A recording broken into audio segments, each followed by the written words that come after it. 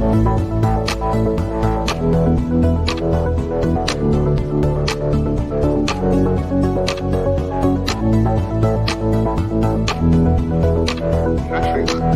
let me hit your mic first. Because you're going to have it unmuted anyway. No, I'm not getting sound that I should normally be getting right now. Oh, I know why. I feel like a dummy.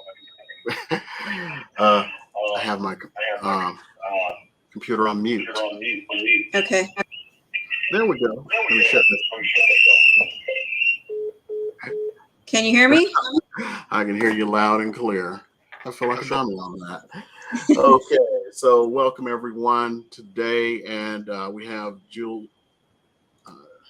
back again from Aldris Mortgage, and somebody asked a question this week, and the question they were asking, just like you know what, I don't want to answer this one purely because we like to stay in our lanes. A lot of people go like, hey, why can't you just answer the question?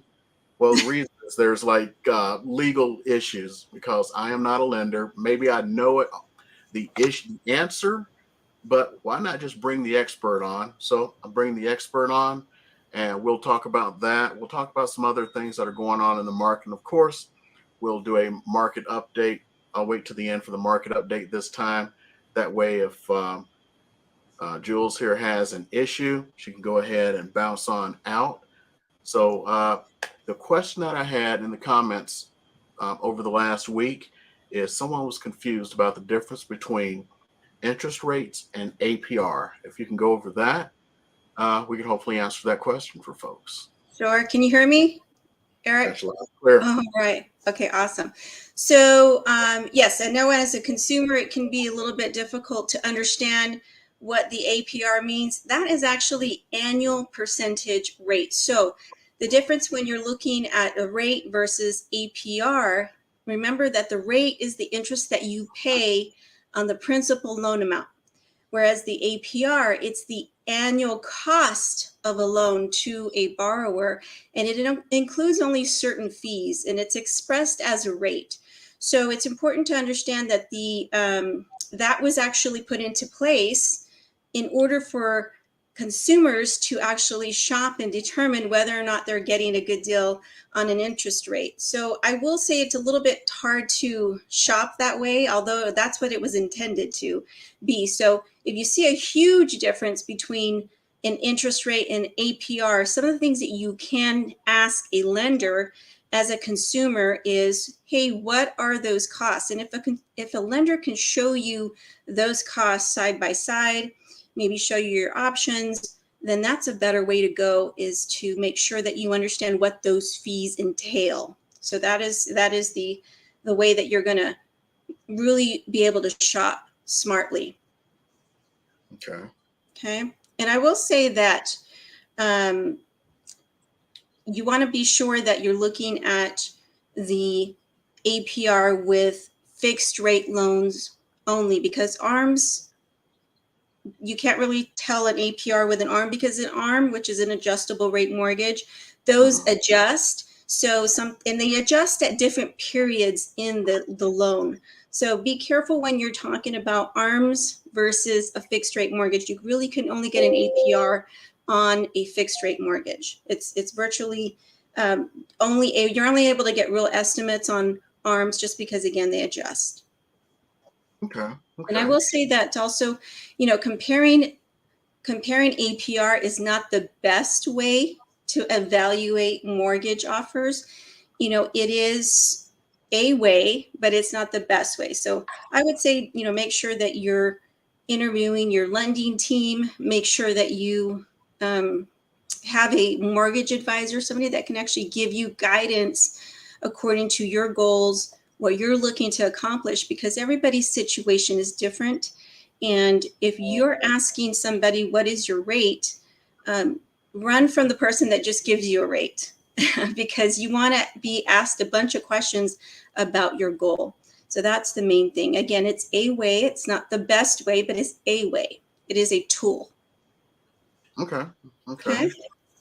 And you're saying there are other better ways just talking to your lender and choosing the best lender the best way, or what are the other ways? Yeah, I mean, like I said, that's a tool, so I don't want to discount that at all. It was put into place, for a consumer to make sure they're not getting gouged, if you will, with fees, and make sure you know what the fees are. That's important. It actually is important. Mhm. But what's equally or even more important is that you have a lending team that you can trust, somebody that's going to give you guidance, give you advice, and give you the tools and the information that you need so that you can make a sound and right choice for your situation and your family. I've had, give you an example, I've had situation where maybe even a first-time home buyer or even somebody that's owned a home in the past, they've come to me and said, I want a 15-year mortgage. I want a 15-year fixed rate. So then once we start asking questions and break it down further, we've actually found out, actually, that's not the best loan program for their needs and their goals. After we kind of dig deeper and find out, hey, let's put you into the best structure, because there's different ways to structure loans. And so you want to make sure that you have somebody asking you a lot of questions so that, again, they can determine and help you determine what's best for you and your family. You can Okay. save a lot of money. I know, even if you're, a lot of people look for the lowest rate possible. That's really not the best way to shop either. So Mhm. again, it's a tool. APR rate, that's a tool. You want to use that. You want to be smart, but you also want to hear from an expert about your situation, and they're asking you questions. Okay.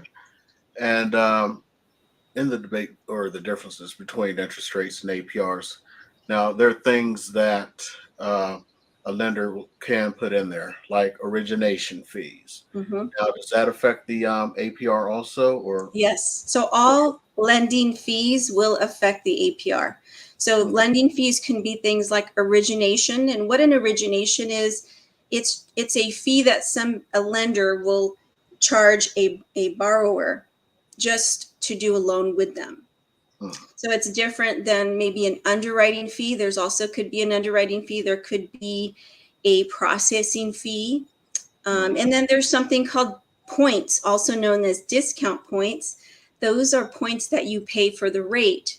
And a lot of times those are market driven. They're not necessarily lender. They are lender driven as well, but they're more depending on what's going on in the market. So there's several types of fees. And then there are third party fees. Third party fees can be fees like title and escrow fees. You need a title company to give you title insurance for the title report on your home, and then you also have to have the escrow company, excuse me, that handles all the monies. You got to pay them a fee. So those are third party fees. There could be some third party fees associated with the type of program, like FHA, conventional, VA. There could be some third party fees in order to get those done. And so those are the typical type of fees. And they're not all fees are included in the APR.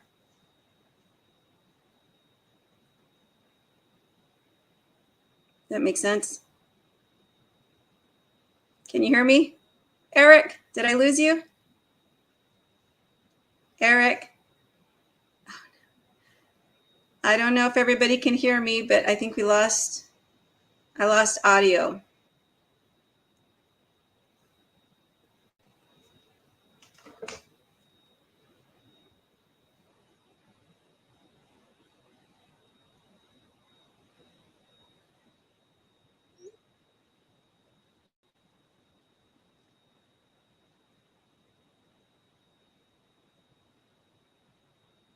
I'm not sure if it's on this end or your end, Eric.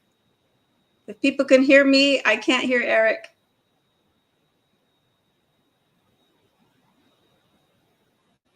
I think we're going to wait for Eric to get back. And I'm not sure if everybody can hear me. If you can hear me and you're in the chat, go ahead and chat in the private chat. Make a comment if you can hear me. I think Eric's going to hop back on here shortly.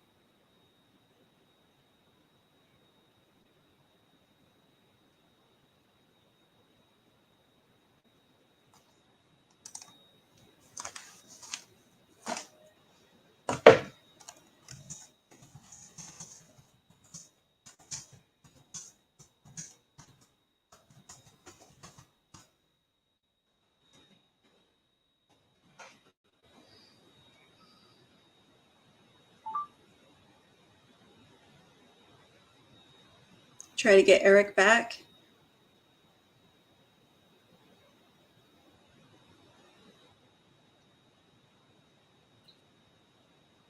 Okay, we're back there. My server switched over to another server that wasn't working as well, and kind of killed me Okay. there. All right. Glad you're back. I Yeah. wasn't used to being on my own, Eric. I hope it was still going there. I know. Okay. Finish up what we're talking about before the server kicked off here. Okay.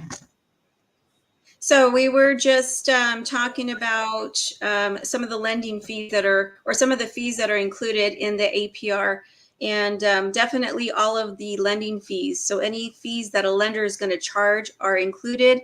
And if that didn't get in there, then I was talking about how origination is a fee that lenders charge just for doing the loan.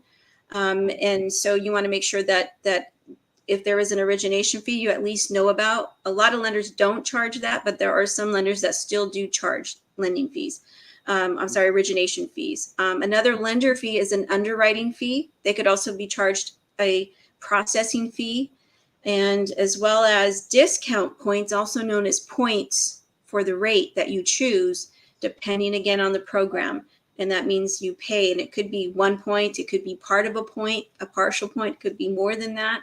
So you want to make sure you understand, what those fees entail. And some of them might make sense, some of them might not. And that's where you want to be a savvy shopper in that area. Again, fees and points aren't the only thing, but they are important. And you equally as important is you want to make sure you have a lender that is going to put you and structure your loan correctly.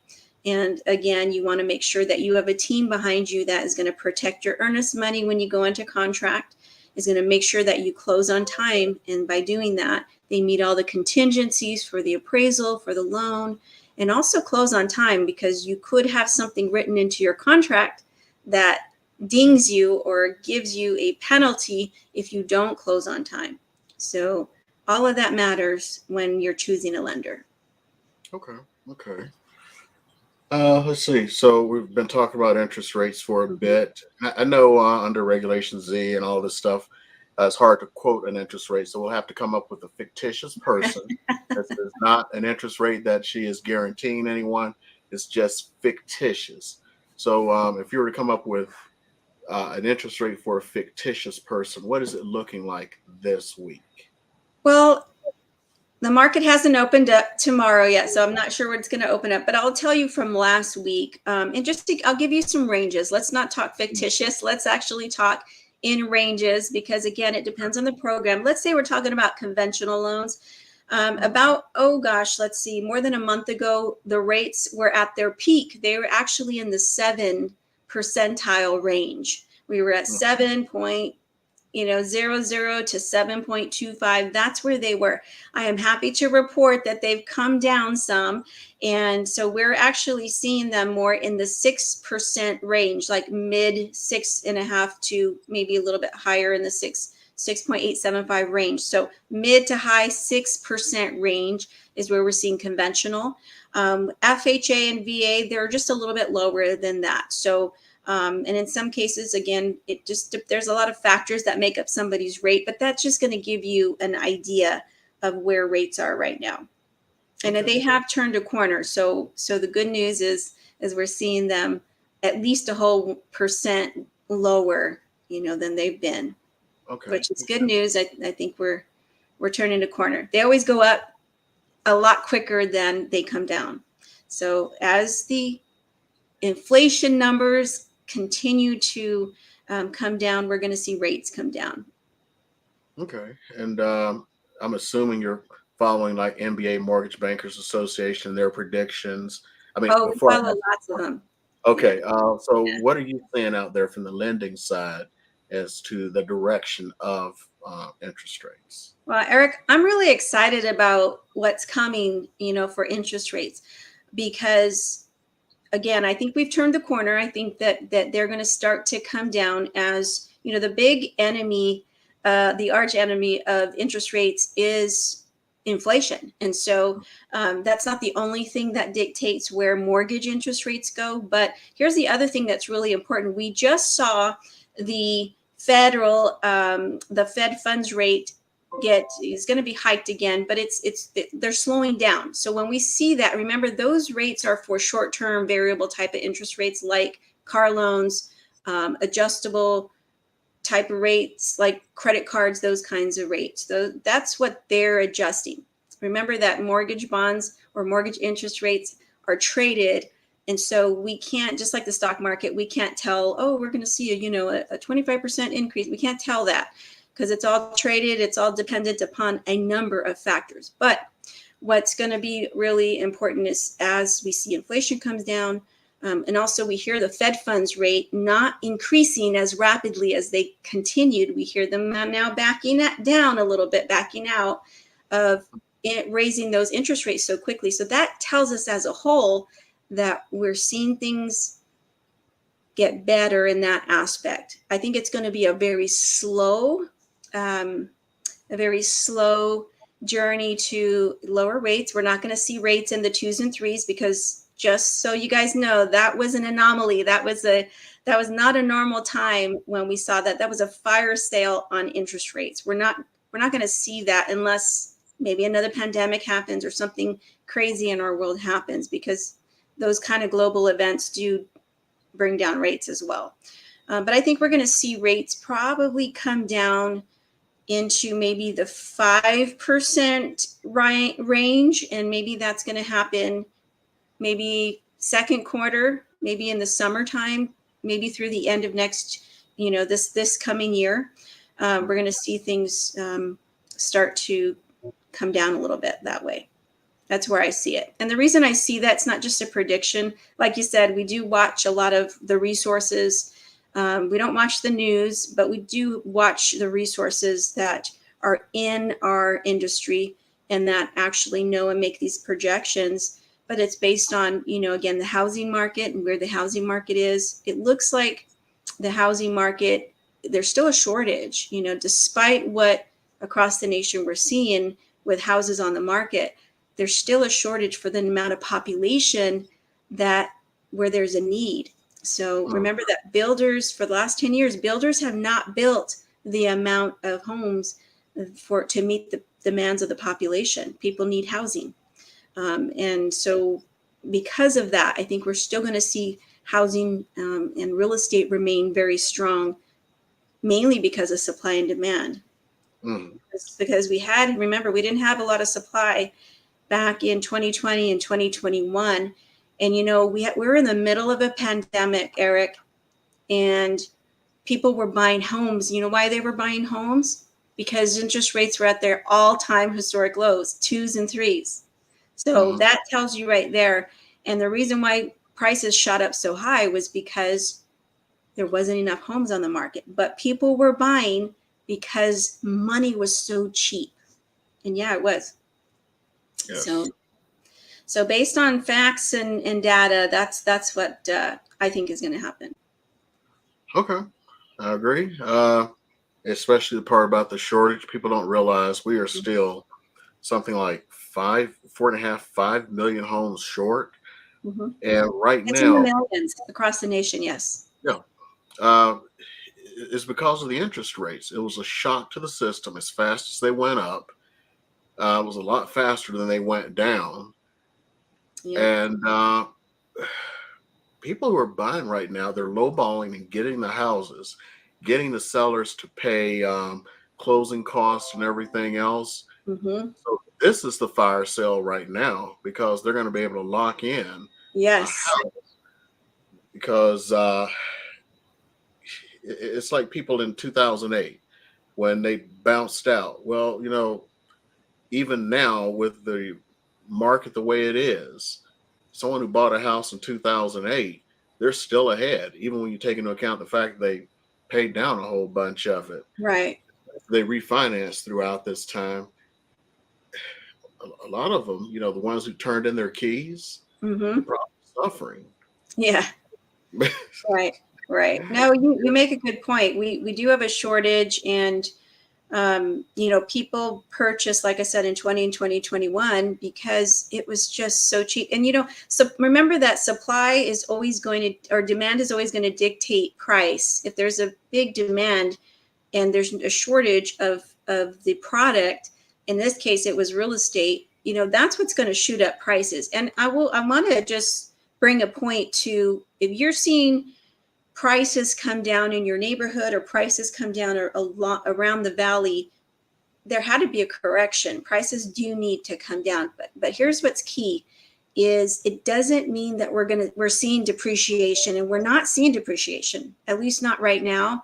In fact, a lot of these resources, including Fannie Mae, which is a government sponsored entity for conventional loans, Freddie Mac, we're seeing places like Realtor.com, Zillow, all of the big names and places that we see in our industry, they're all projecting an increase of appreciation year over year, even for this year. You do have some naysayers out there that think there's going to be a depreciation, but let me tell you what, Eric, I'm happy if I get a 1/10 of a point increase. I'm good with that. I just don't want it to depreciate. And so when you think about buying a house, remember, we all have a basic human need, right? And that's to have housing along with air and water, but we need housing. And so if you're going to rent versus buy, and it makes sense for you to buy, then there's an opportunity right now. So you mentioned an opportunity. The opportunity in the market right now is it's a buyer's market. And that is because sellers have their homes on the market a little bit longer. They're willing right now to give you money to lower your interest rate or pay your closing costs. Eric, I don't think that's going to last that much longer. As interest rates start to come down, I think we're going to see people start coming out of the woodwork, because there's a lot of people on the sidelines right now, not understanding what's going on in the market, not understanding where the real estate market was pre-pandemic and where it is right now. And they don't have an expert that can tell them this in the real estate and in the mortgage world. And so they're sitting on the sidelines thinking that the market's going to crash. I don't think personally that that's going to happen because of, again, facts and data and how the industry works. But I think that once we do see interest rates come down in the 5s, I think people are going to start coming out of the shadows and into the market and start to determine if they can buy again. And I think we're going to see pockets of not the frenzy, but right now there's about maybe one offer goes in and that's it. I think you're going to see 2 and 3 offers again at some point once we do see those interest rates. So there's an opportunity right now. I don't know if it's going to last the next 90 days or the next 6 months, but I know it's not going to last because our market has shifted so much. It's going to shift again. Okay. Let's see some other lender questions here. Mm-hmm. We talked about it before we started the live stream. A lot of the sellers now are paying closing costs. What are you starting to see across your desk? I'm still seeing pretty much that is how buyers are getting into homes and getting interest rates from maybe last year, at the beginning of the year. I'm seeing that probably, for me, I'm seeing it maybe about 90% of our transactions right now are where the seller is actually paying. Wow. Yeah, I'm seeing it. It's almost every transaction that we're doing that's on the buy side. That's what's happening. The majority of sellers are contributing. Yeah. So basically in an 8-month period, we've gone from no seller paying it to dang near every seller paying it. Yeah. Yeah. Very high percentage of sellers are paying it right now. Okay. Mm-hmm. Okay. Yeah. Well, I mean, it tracks because a lot of sellers, we get to the actual stats and everything going on, you'll realize that, like you've said before, the last 2 years you got to throw out. They were an absolute anomaly. Mm-hmm. People who bought a house just a couple of years ago, even with the market the way it is now, still have 6 figures in mailbox money. Whereas Mm-hmm. you've gone, even as strong as the market was for the last 5-6 years, the 2 years prior to our turnaround, Yeah. it was just bonkers. Right. I mean, five, 10,000, $15,000 sometimes per month in appreciation. Yeah. Yeah. So, Yeah. It's not a normal market by any means whatsoever. And I think a lot of people, we did get used to that 2020, mhm, 2021. We got used to those rates being so low. So when people, saw rates shoot up, they were like, oh my gosh, the sky's falling. And it's like, no, no, no, no. Since we've been tracking interest rates since 1950s to current, you know that the average interest rate is like around 7%. mhm, That's the average interest rate. Yeah, I know. I know that at that time prices weren't as high, so you could stomach that. But I get it. I get it, and I agree. But interest rates probably in the fives and sixes are pretty average, even for now. If this guy's not falling, that's what happens in this industry, and it's just prices have gone up. I think that's the major thing, as well. Major factor. okay. Good. And with these interest rates, we talked a little bit a few minutes ago. Like I said, they're in the mid sixes now, a little bit Hmm. lower for FHA and VA. What are you seeing are the best programs out there right now as far as loan products? That's a tough question because the right loan program, if you're talking just traditional, conventional FHA, VA, is whatever program is right for you. I will say, if you're a veteran or you're active military and you qualify for the VA loan, I think that's one of the best loans out there because you can still get 100% financing. You don't need a down payment. Maybe even in this market, you won't need closing costs because you might get a seller to pay your closing costs, and you might be able to get into a house with nothing. So that, I think, still, that's one of the best loans, and we know that loan very well. We know how to work through that, structure it, and we do a Mm, lot of those. But as far as the conventional and FHA, I think, if whatever is a good loan for you, that's what we're going to look for. Is you know if FHA works out better because you want to make sure you have a payment in a certain range. We're going to compare the two, and we're going to see which one makes more sense based on how long you're going to be in the home, what monies you actually have available, and where do you want that payment. So, or how much you want to spend, monthly. So it depends on the buyer. Good question, but it depends on the buyer and that okay. situation. Okay. Fair, fair.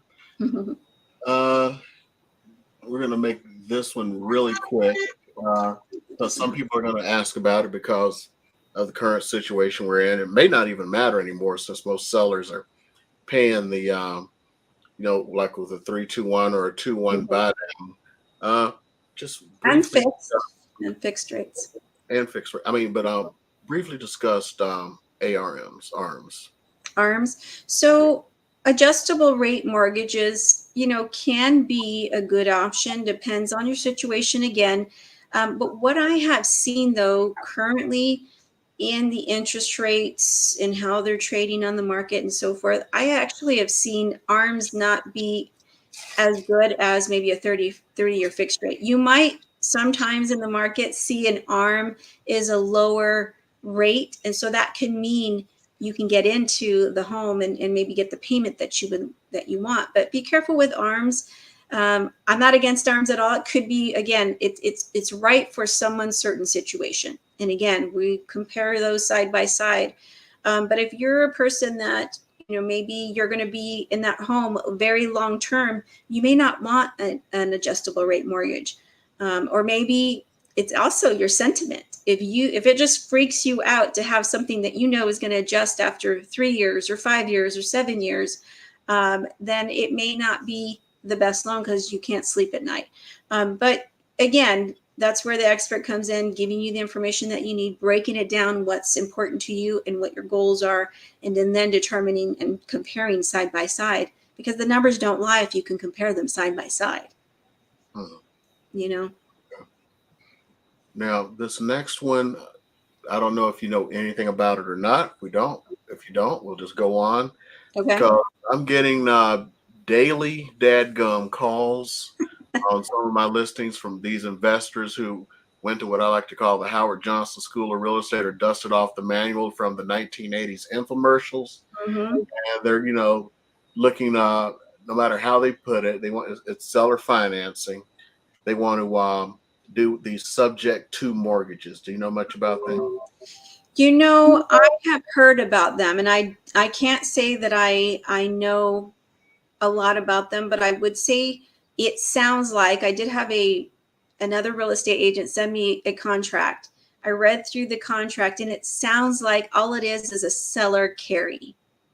And what that means is the seller has to agree to carry that mortgage. And that's, personally as a seller, I would not like that, because that means that even though you might have a separate agreement with that buyer, your credit is still on the line. That's still going to be part of your debt to income ratios. If you want to buy something else, you're going to still have to prove it to that lender. If they take it, that you're not paying that mortgage, it's still, the obligation is still on you because your name is on that loan.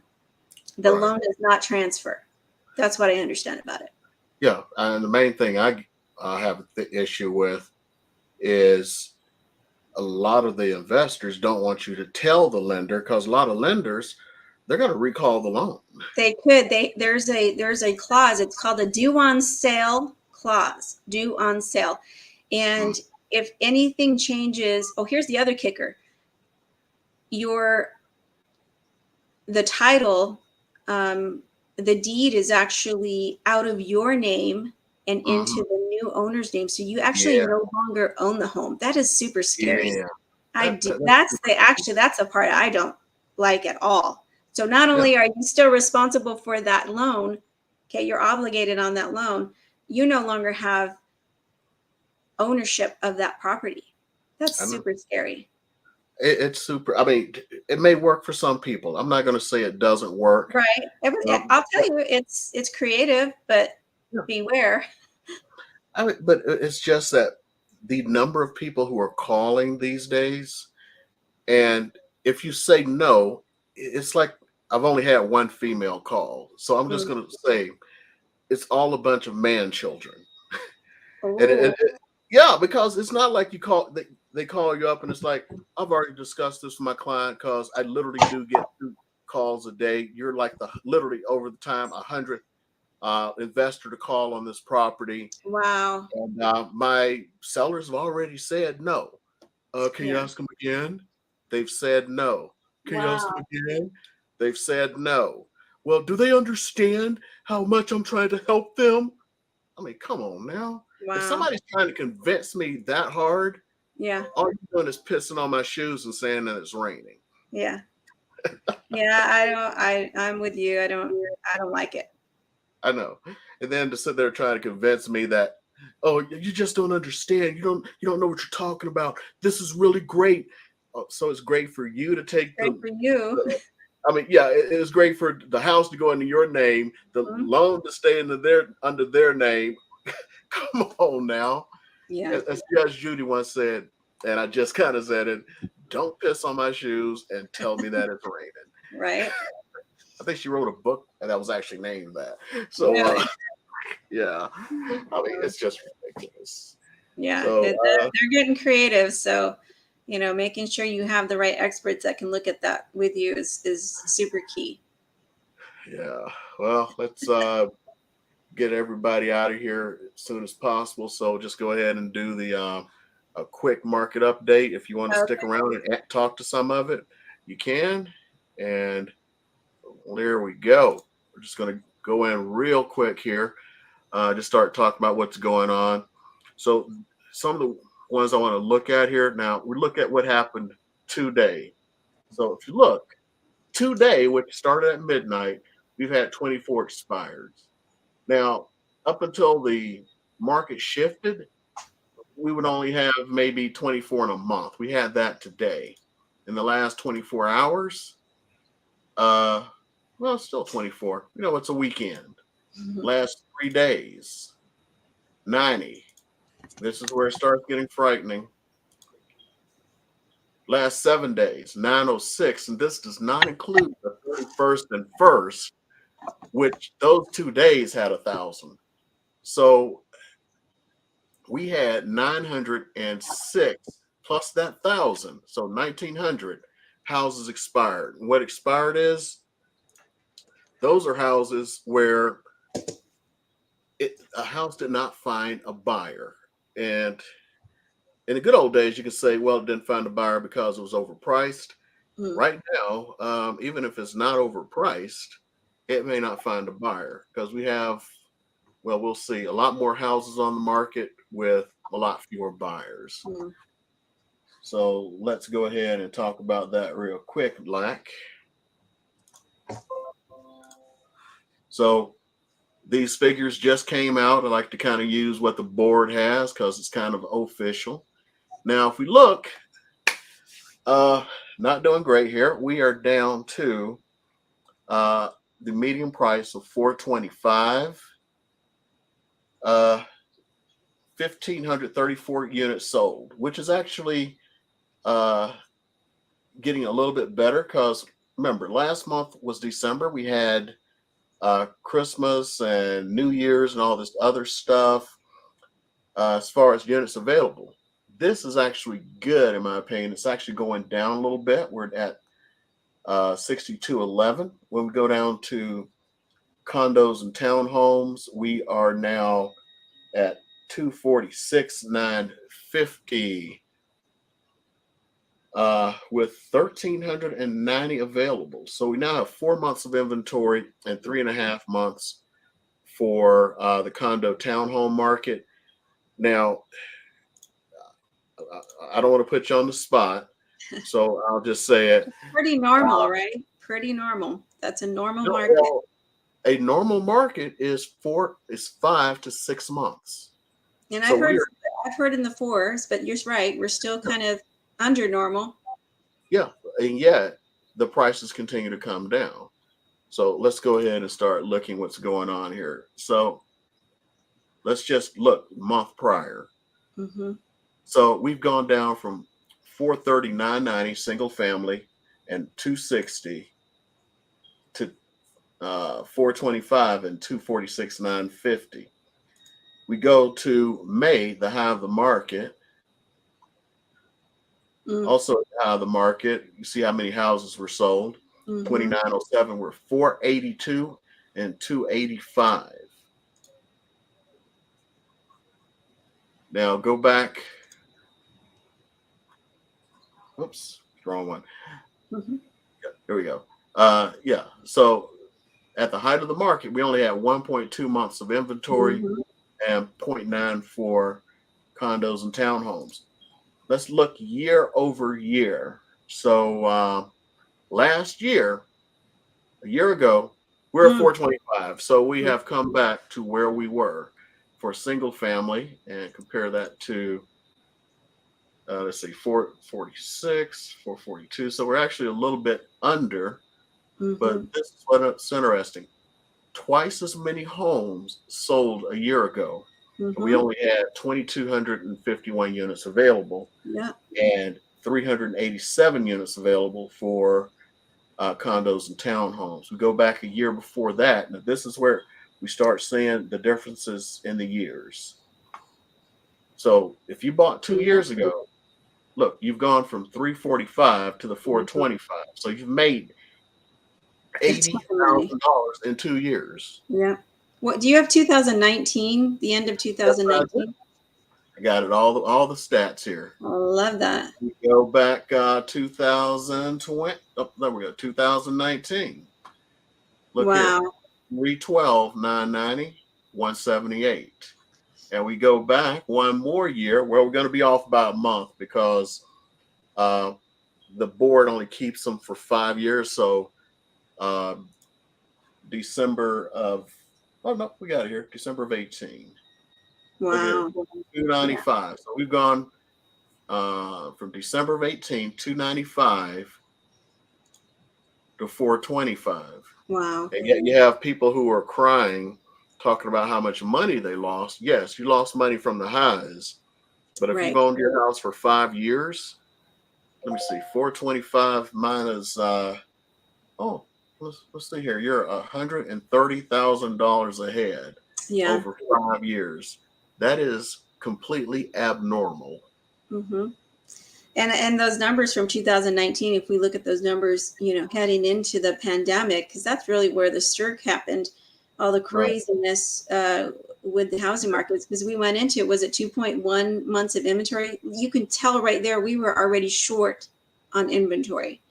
And that's been 10 years making. You're right when you said it's in the millions of how many houses were not built over 10 years. It's in the millions because builders, when the last crash happened, the builders stopped building at the pace that they were building at.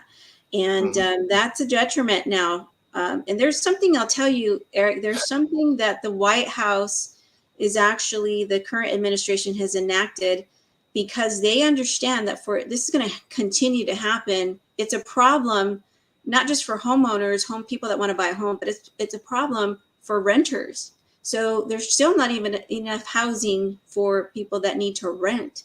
And so if you look on the White House's actual webpage, there's an act. I can't remember. I always forget the name of it because it doesn't really have anything to do with our industry. But it's interesting to note that the current administration has put in an act in place specifically to go into certain communities, and it's a 5-year plan.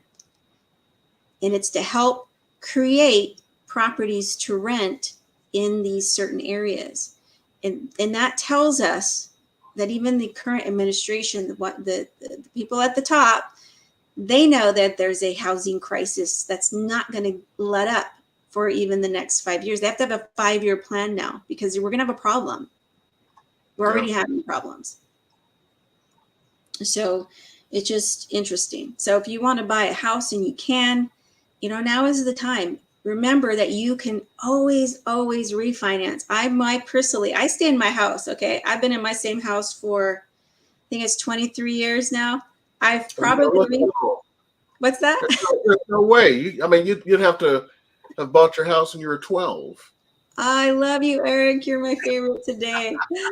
You keep it coming. So so I've been in my house, I think it's been about 23 years, but I'll tell you the reason I say that is because I have refinanced my home probably 6 times since I've been, in my home. And so that's the opportunity. I can tell you emphatically, since I've been in the business, there are so many, there will always be opportunity to refinance because rates they fluctuate. They go up, they go down, they go up, they go down. And we're now on the downturn of that. They're gonna come down.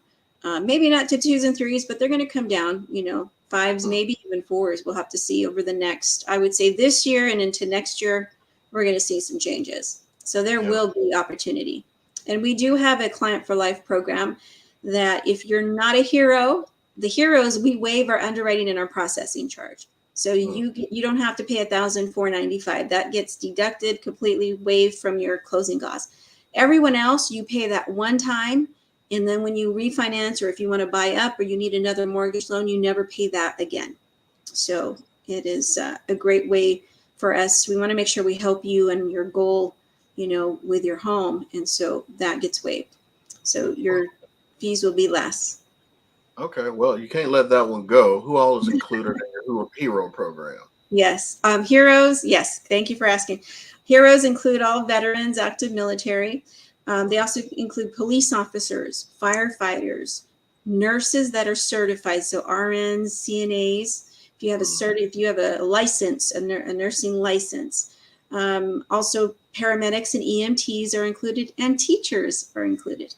Okay, that's a great. I love that program, and I love when we get to waive those fees for our heroes, and it's a community thing that we do. Okay, that's actually a big community around here, especially with the teachers. I believe Clark County is the second or third largest school district in the country. Yeah. Do you remember what it is? I don't know, but I know they are very large, and that covers anywhere that we're licensed, and we're licensed in a number of states. Okay. Well, I'll let you do a little bit of an ad here. Tell us about Alderus Mortgage. So Alderus Mortgage, thank you. We are a small boutique type of a mortgage company. We all live here and work here in Las Vegas, and we truly believe in the American dream. And so we want to make sure that we're helping people, not just we're not a one and done, get it done.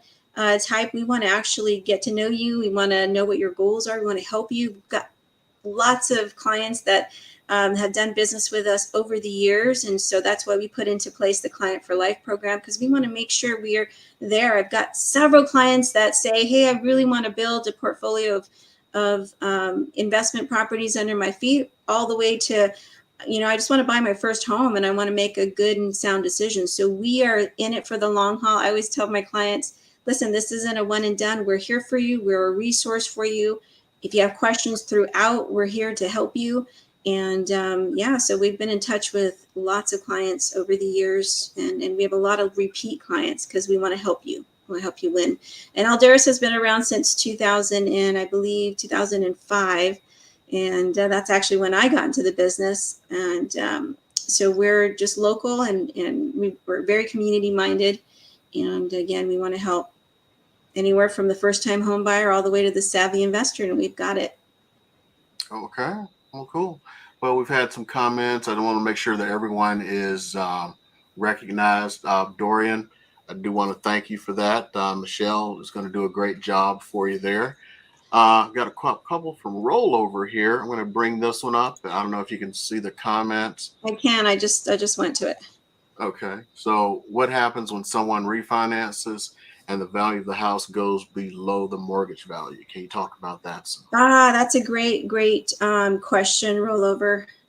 So I'm going to go back to when the crash happened, and I'll tell you what generally happens. And here's what people, I think, don't realize is the government wants real estate to thrive. Okay. And so there's a lot of programs that happen as homeowners. You actually get protected. You get a lot of different kinds of programs that come out to help you. In fact, I can tell you, before I bring up 2008 and actually answer your question, when the pandemic happened, remember, a lot of people lost their jobs, right? So what did the government do? They enacted something that helped homeowners. If you were a homeowner at the time, you could actually go into what's called, they enacted forbearance. Forbearance allowed a homeowner to skip mortgage payments for a period of time, then it did not ding their credit, didn't count against them. And the servicer, the one that they make the payment to, there were different rules and procedures on how to do that, but that protected the homeowner, allowed you to stay in your home, it allowed you to skip your payment and so forth. And of course you have to pay that back, but there was ways it was either tacked on to the end of the loan, that kind of thing. Or when people got their jobs back again, they refinanced because they were, interest rates were still low. But if we go back to 2008, there were a lot of programs that the government came out with. One of them was where if you were underwater, like you're talking about, Rollover, if you were underwater, where you owed more than the value, okay, your loan was higher than the value, there was a couple of things that they allowed: refinances to lower the payment. They allowed certain modifications that would bring that payment down where you could actually afford it better, because again, people lost jobs at that time. And also they even gave money to different states that allowed them to reduce that principal balance to where you just didn't have to pay 30 grand. You could reduce that, and then they refinance that. So there was a lot of different programs. And that's what I want to drive home here, is that the government will always help the homeowner. So, what happens when you're a renter? You don't really get help. Yes, you have some rights as a renter, but if you can't make the payment, and, you pretty much you got to go for the most part. But homeowners are always helped. So great question. Okay. And he did have another, not a question, it's a statement about, let me put it out here, make sure everyone sees it. So yeah, same price from a year ago, but much higher payments. Yes, that is how we got here and where we're having these issues. Mm-hmm. Someone who bought a house at the top of the market before the interest rate changed, and let's say they paid hypothetically 3%. And let me do a screen share here. Let me get into it. I wasn't able to find that White House one there, but let's see here. So 482. Yeah. And we're just going to make this What's the average down right now? Because I know conventional is the main thing. So what is it, about I 3%? mean, you can get it if you qualify 3%, but 5% is pretty average. Okay. So let's say we had a 3%. Let's make sure we get all these together. Yeah, we'll just say it's 2,400. PMI, what are we running on PMI these days? On 5% down with good credit, you're probably looking at, let's say, 0.65. Okay, 0.65 thousand. I think. Well, she is 1,000. I think it's fair on homeowners insurance. Add in about 50 for HOA, so 70% or have HOA. And let's calculate that. So this is someone who bought a house at the top of the market. Mm-hmm. And yeah, down payment 3%. There we go. Mm-hmm. So you think 3% is fair for April or so, right? Right before, yeah, right before that, yeah. Yep. Okay. So that person would have paid 25.11. Now prices have now dropped to 425. Mm-hmm. And interest rates. Now, if you were to do it right now, you said about 6.5 is about right. Put 6.5 in there. Okay, so 25.11.2. Drum roll, please. Oh, it's actually oh, you know what? I have the wrong interest rate. I'm like, wait a minute, this doesn't make sense. I can't see it so tiny on my side. Oh, okay. Okay, you've gone to 3104. So interest me. Look how far it's gone down, and yet you're paying all of that extra, 25.11 to 31. Almost $600, yeah. $600 or $600, yeah.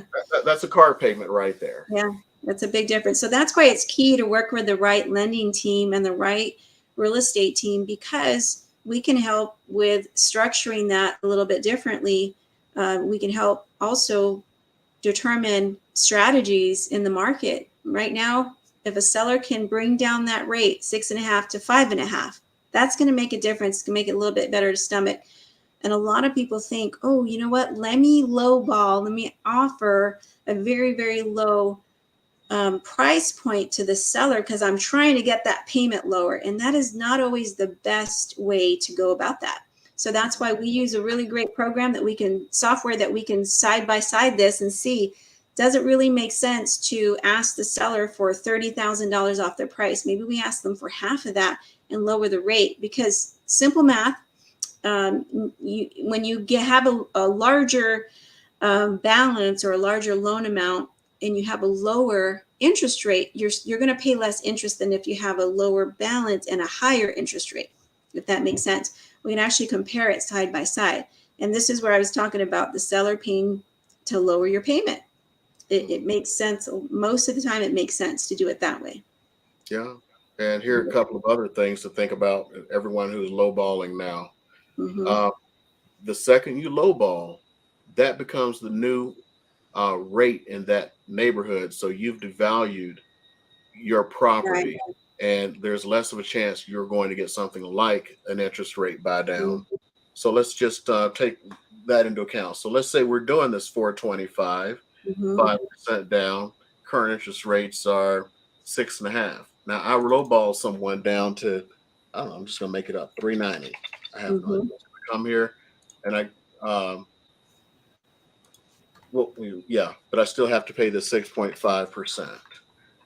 So now my payments are $28.75.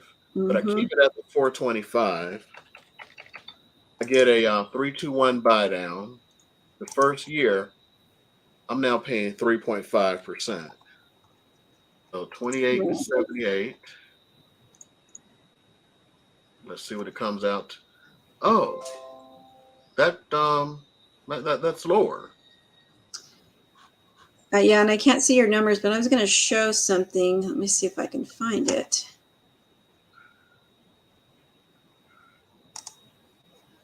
Let's see.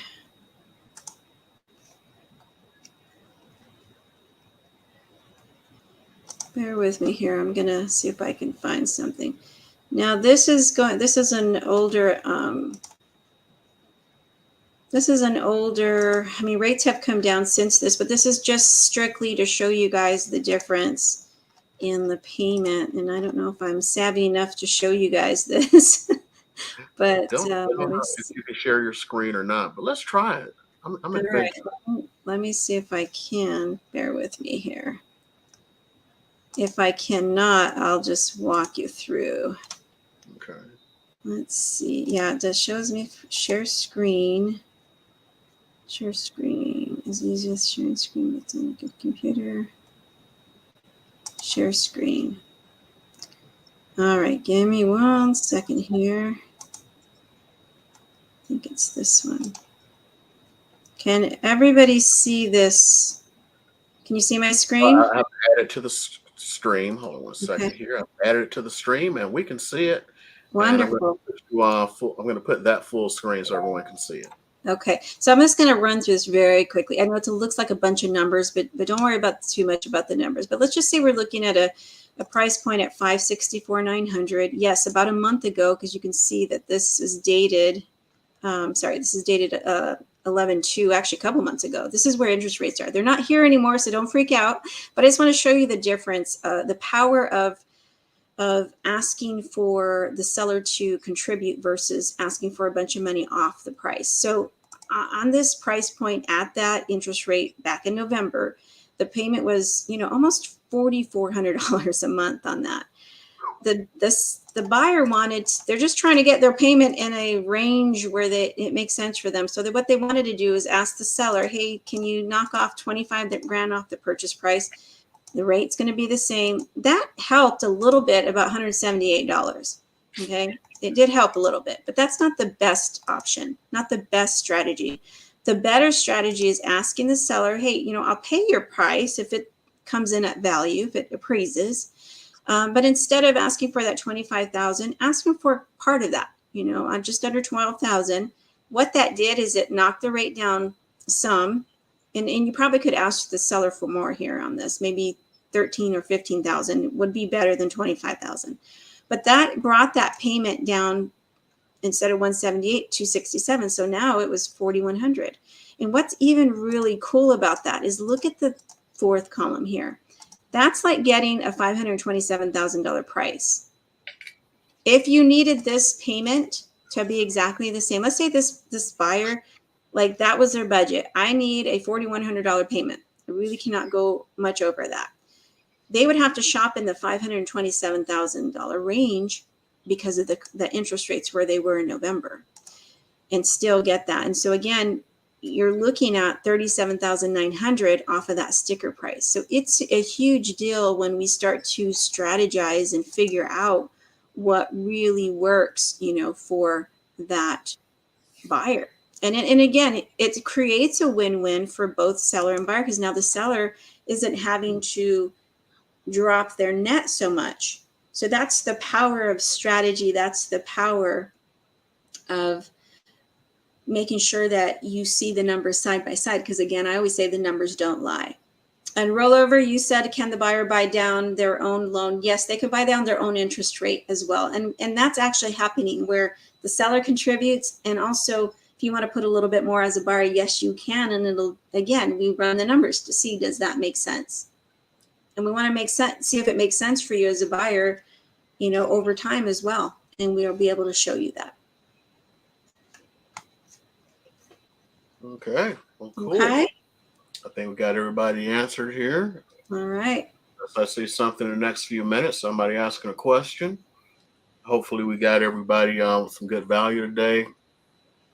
Go ahead and shout out your phone number there, or whatever, however you want someone to contact you. Yeah.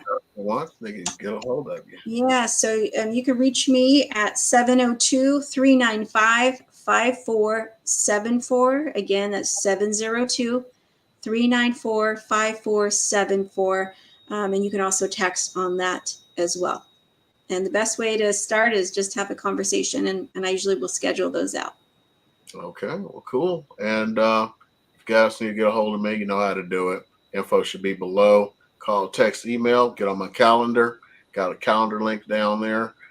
And for those of you who are watching the replay, as always, if you thought you got a little bit of value today, hit that subscribe button. I'd appreciate that. And show Julie a little bit of love here because, she did come out and answer a question that someone had and answer quite a few more. Most importantly, if you have any questions, just leave them in the comments. And as you can see, trying to be more responsive to folks and get your questions answered. I'll do the same. If it's lending related, I can bring Julie back on if she agrees. And boom. Anytime, Eric. Okay. Thank you. And I will talk to you later. And everyone else, farewell and following seas. Thank you.